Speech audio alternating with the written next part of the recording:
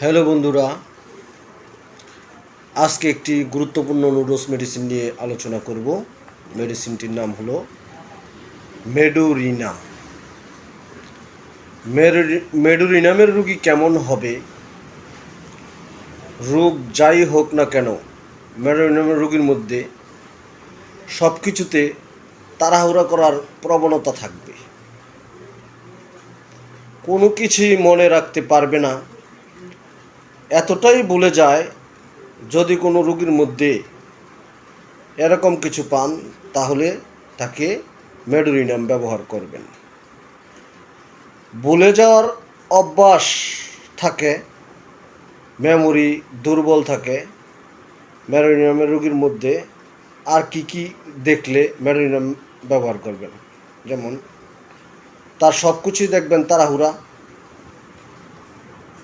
তার ভ্রান্ত ধারণা থাকে মনের মাঝে, অধৈর্য ভাব থাকে,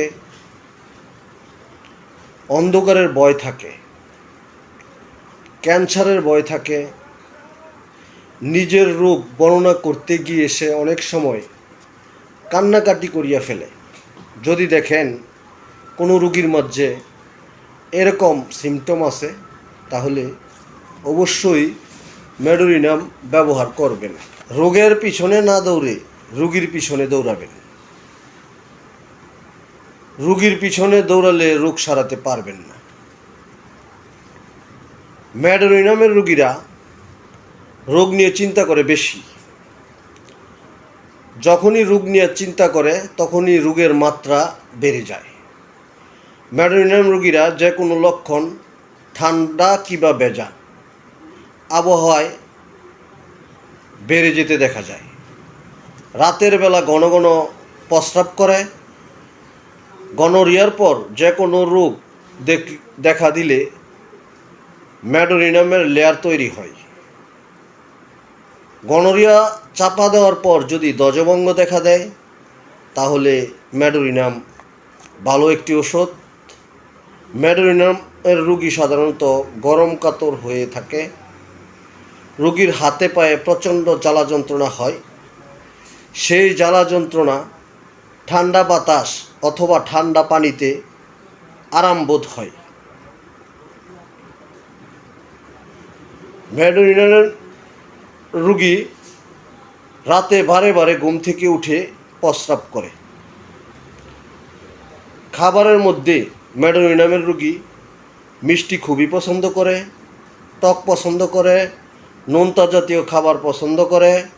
যে সকল রোগীরা গিঁটেবাত, স্নায়ুশূল বা মেরুদণ্ডের স্নায়ুর অসুখে ভুগে কোনো যন্ত্রের ক্ষয় হয়, তাহলে মেডোরিনাম দিবেন, ভালো কাজ করবে। মেডোরিনামের রোগীরা ভূত প্রেতের ভয় পায়, মরা মানুষের স্বপ্ন দেখে।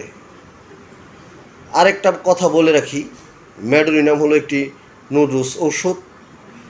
ওষুধটি যথাযথ ব্যবহার করবেন না। যদি লক্ষণ মিলে, তাহলে ক্রনিক রোগের ক্ষেত্রে এই ওষুধটি সর্বোচ্চ 1 mg থেকে শুরু করে একটা ডোজ দিবেন। একটি ডোজ দিয়ে ওষুধে কাজ করার জন্য অবশ্যই অপেক্ষা করবেন। মেডোরিনাম নিম্ন শক্তি ব্যবহার না করাই ভালো। আমার এই ভিডিওটি যদি আপনি দেখে ভালো লেগে থাকে, তাহলে আমাকে লাইক, কমেন্ট, শেয়ার করে উৎসাহ দিবেন। পরবর্তীতে অন্য একদিন অন্য একটি ওষুধ নিয়ে আলোচনা করব। এবং আমার ইউটিউব চ্যানেল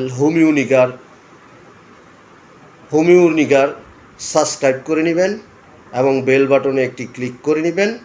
তাহলে আমি যখন ভিডিও আপলোড করব, তখন আপনি সাথে সাথে আমার ভিডিও পেয়ে যাবেন।